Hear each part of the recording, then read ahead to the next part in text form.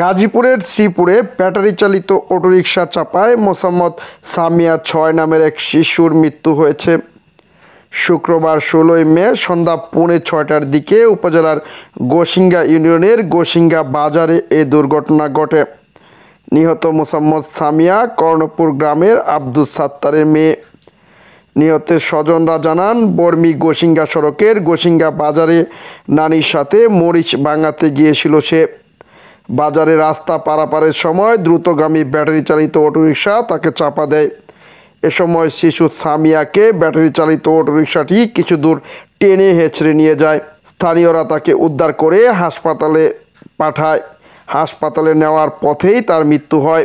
শ্রীপুর থানার ভারপ্রাপ্ত কর্মকর্তা ওসি মোহাম্মদ আব্দুল বারিক বলেন, অটোরিকশা চাপায় ঘটনায় এখনও কেউ থানায় অবগত করেনি।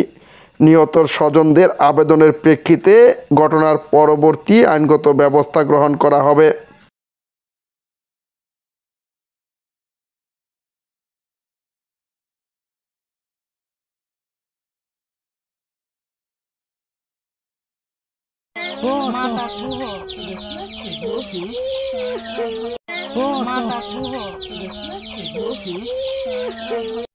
Mata